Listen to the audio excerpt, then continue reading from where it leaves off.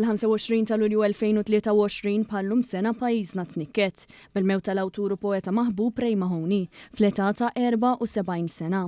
Imwielet f'San Ġiljan fl-ewwel ta' Ġunju tal-1949, Mahoney kien popolari u rispettat minn kulħadd, anke jekk kien magħruf kemm kien persuna riservata.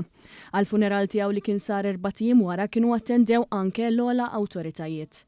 Ix-xogħlijiet artistiċi tiegħu fosthom l-ewwel rock opera Maltija ġensna fost ħafna oħrajn ħallew impatt qawwi fuq il-poplu għal xieren ta' snin. F'Ottubru li għadda kunċert b'interpretazzjoni mill-aqwa musicals tiegħu mill-Malta Concert Orchestra fi Pjazza Teatru Rjal kien attira rispons sinifikanti mill-pubbliku, tant li kellhom isiru rappreżentazzjonijiet żejda.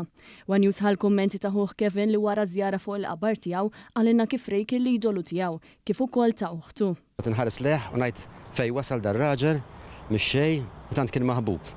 Kien maħbub minn nies mhux għax-xogħol prinċipali li kellu l-bank, imma għall-arti, kultura, letteratura, poeżiji u l-iktar għall-musicals li kiteb li tant saħħar ħafna nies. U jiena meta niftakar f'ħija, niftakar fis-suċċessi li kellu li ngħid dan kien ħija.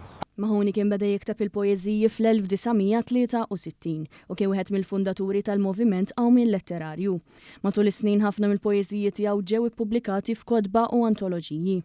Fl-1982 u kiteb il-lirika ta' ġensna, wieħed mill-isbaħ musicals ta' kull żmien, waqt li kien l-awtur ta' bosta musicals oħrajn bħal Bastilja fl-1986 u li tinnanna venut fl-Amerika fl-1991, żeda tal-flagship fl-1996 u l-aħħar wieħed jien Giuseppi, 18 il-sena ilu.